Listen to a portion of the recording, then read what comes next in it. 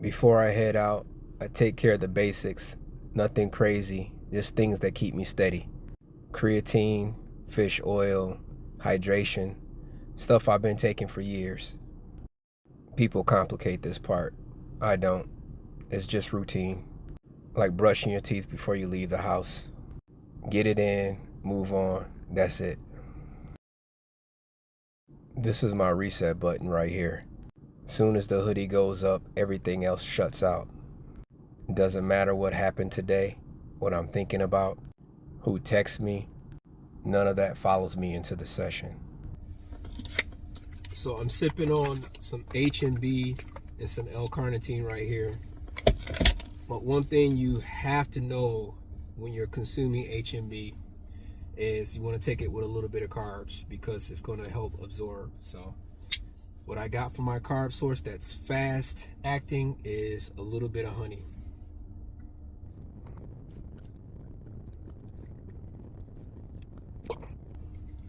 What a mess.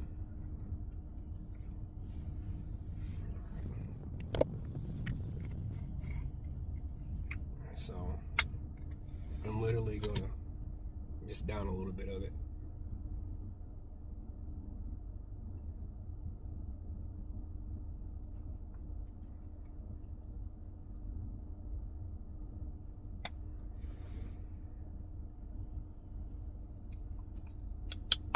"17 grams of carbs."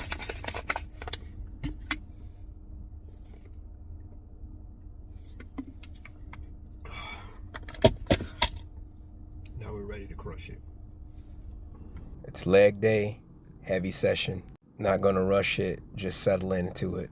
These are the days that build everything else. Alrighty, I warmed up and about to go into my first working set of 4. 4 sets of 8. And I'm gonna wrap my knees. My knees are feeling like they're 46 years old today. So I'm gonna wrap them up and start cranking out these working sets. It's gonna be a brutal session. And what legs, I always get butterflies in my stomach before I'm training legs. Just is what it is. It's the most taxing on me physically. I know that I push myself extremely hard. Like I feel my central nervous system shocking and shutting down every time. So that's why I get nervous and literally sick to my stomach. First working set going down. Hack squats. Yeah. This is the part of the session where you either show up or you get exposed. I've been doing this for a long time and it still humbles me. People love to talk about going heavy, but this thing doesn't care. It'll tell you real quick if you're lying to yourself. I'm not here to look pretty. I'm here to load it, brace up, and find that point where my legs start negotiating with me. That's the whole reason I start with this machine. It sets the tone. If I can push through this first battle, everything else is just work.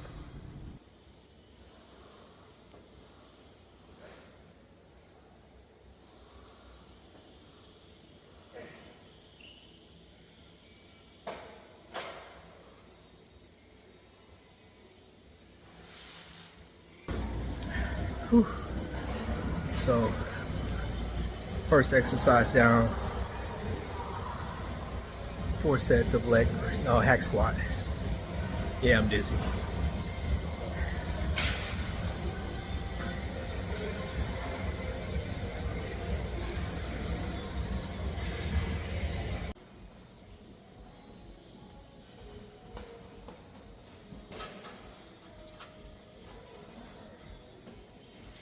Alrighty, leg presses next. I don't overthink it. I just set my feet, open my chest, breathe, and grind through it. There's a rhythm to this machine. Once you find it, the reps feel like they're drilling straight into the muscle. It's funny, because people get very loud on this machine. They yell, they grunt, they act up. I don't. I just stay inside the rep and keep the pressure on. You want to build legs? You gotta learn to sit with discomfort without making a scene.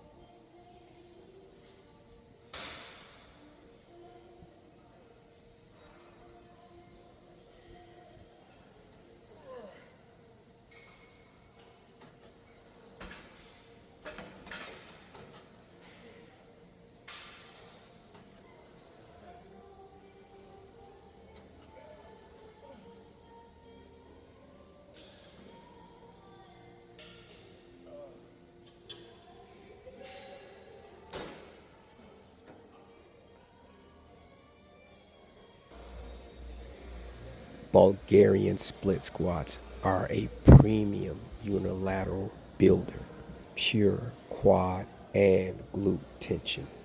I'm letting my knee travel forward to load the quad while keeping my torso tall to avoid shifting into a hinge. My back leg is supported purely for balance. All the force is coming from my front foot.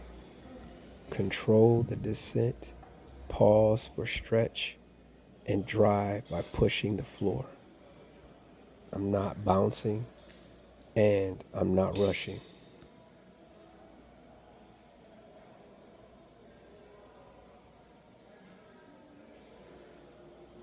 This is controlled, targeted hypertrophy, using the split squat to build symmetry, stability, and deeper quad density. Every rep should look identical, stable, controlled, and intentional.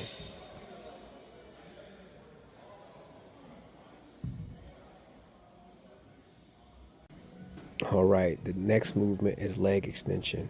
It's a simple movement, but it's easy to mess it up if you're not paying attention. First thing I do is lock myself in the seat. I want my lower back tight against the pad and my knees lined up with the pivot point of the machine. This ensures the quads are doing all of the work. As I start the rep, I think about driving my shins straight up, not swinging. It's important to control the lift. At the top, I'm squeezing as hard as I can. The peak contraction is where all of the quality happens. On the way down, I'm not just dropping the weight. I'm actually trying to resist and allow the quad to stretch. The whole point of these leg extensions is chasing tension, not the weight, not ego. I'm trying my best to make every rep clean and very intentional.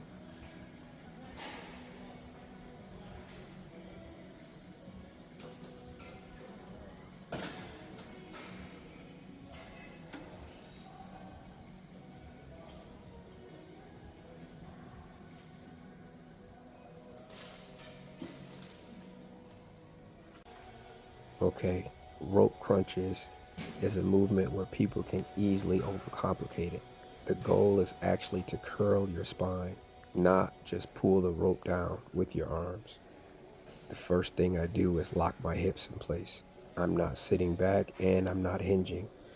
My hips stay stacked and all the movement is coming from my abs, rounding my upper body downward. As I start the movement, I'm thinking rib cage to pelvis. I'm exhaling as I crunch, squeezing my abs and making them tight as possible. I'm not yanking the rope and my elbows are staying close, and I let my abs shorten. Rope crunches are about clean contractions, small movement, big tension.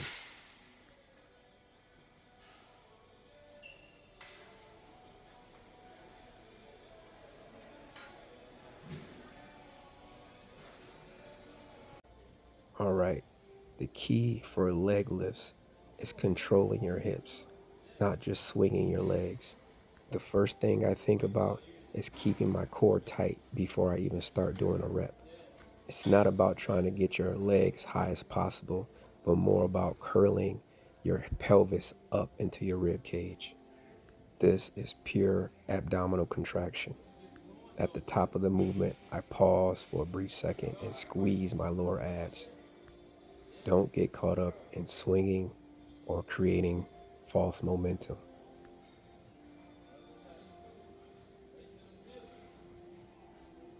All right, that's it for the session. Legs and abs, two areas you cannot fake.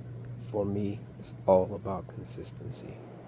Clean reps, stable positioning, and staying locked in mentally. That focus. I'm trying to build shape, symmetry, and detail by being intentional, not rushing through my workouts. Recover hard, stay disciplined, and come back even sharper next session.